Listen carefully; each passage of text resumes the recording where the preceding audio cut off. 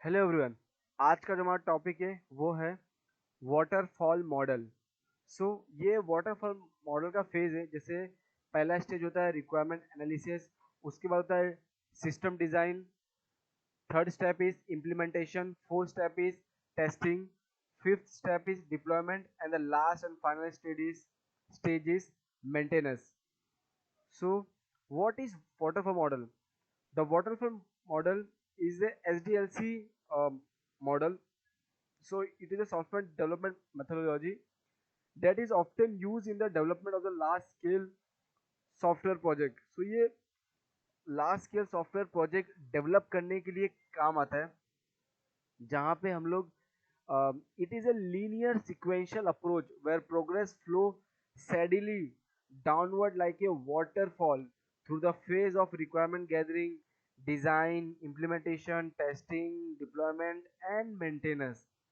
ये एकदम sequentially form में होता है, जैसे बोलते हैं झरना गिरता है, जैसे वाटरफॉल ऊपर से गिरता है, तो एकदम सीक्वेंस फॉर्म में होता है। उसी तरह ये अपना जो मॉडल है वो भी एक सीक्वेंस फॉर्म में होता है, एक स्टडी फॉर्म में होता है, जिसका फेज शुरू होता है रिक्वायरमेंट गैदरिंग से, जहाँ पे हम लोग रिक्वायरमेंट गैदरिंग करते हैं, उसका डिजाइन करते हैं, उसका कोडिंग करते हैं, फिर उसका टेस्टिंग करते हैं, उसको डिप्लॉय करते हैं कस्टमर के पास, उसके बाद उसका मेंटेनेंस करते हैं।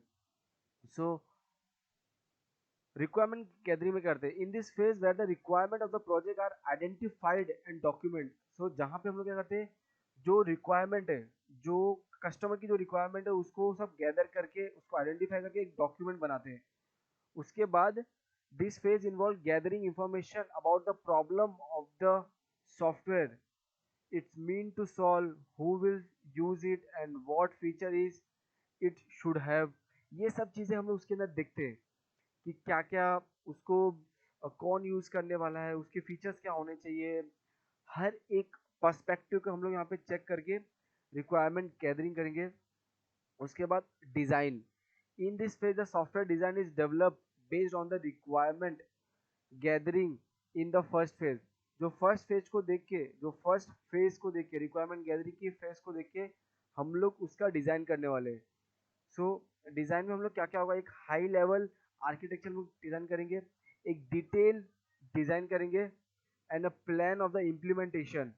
सो ये जो तीन चीजें, ये हम लोग डिजाइन फेज में डिजाइन करने वाले।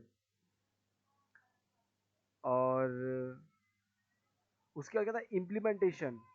इम्प्लीमेंटेशन में क्या होता है कि एक्चुअल कोडिंग की जाएगी। यहाँ पे जो डिज़ाइन फेज में जो भी हमने इसका जो भी डिज़ाइन किया है, उसको हम लोग पहले पेपर में था, अब हम इसे एक पूरा प्रोजेक्ट रेडी करने वाले हैं, पूरा कोडिंग करके सिस्टम रेडी करने वाले। The software is develop using the design specification created in the previous phase.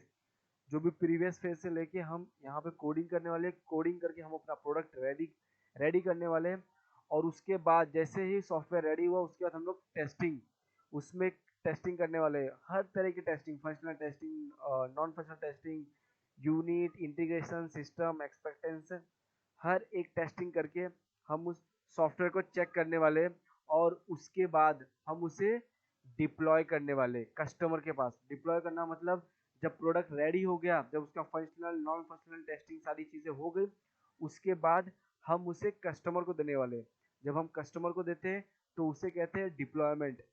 और इसी फेज में हम लोग डिप्लॉयमेंट फेज में ही उसको बोलते हैं कि प्रोडक्शन में चले गया।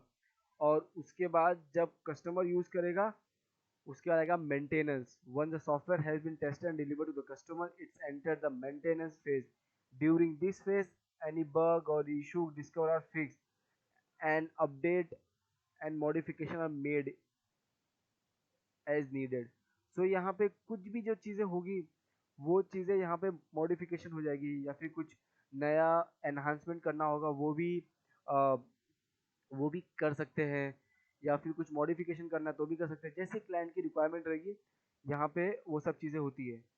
सो और हम लोग जानेंगे कि वाटरफॉल मॉडल की कुछ कुछ डिसएडवांटेज भी क्या है। जैसे waterfall model is a popular advantage, popular development methodology. Due to the due to its clear, well-structured approach, it has been used successfully for many large-scale projects. ये एकदम क्लियर है, स्ट्रक्चर्ड है। सो इससे क्या होता है, ये एकदम लार्ज स्केल के लिए यूज करने के लिए बहुत अच्छा है।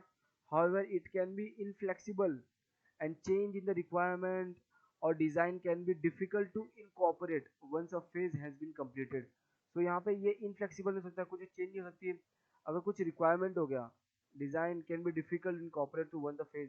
एक फेज कंप्लीट होगा तो पिछले जो फेज होगा उसको करने में बहुत मुश्किल आ सकती है। Therefore it's may not be suitable for the project that require frequent change और अपडेट। सो ऐसा कुछ प्रोजेक्ट है जिसका फ्रीक्वेंटली चेंज करना होगा तो उसके लिए ये नहीं बना है। So thank you so much for watching this whole video. अब हम मिलते हैं अपने नेक्स्ट वीडियो में।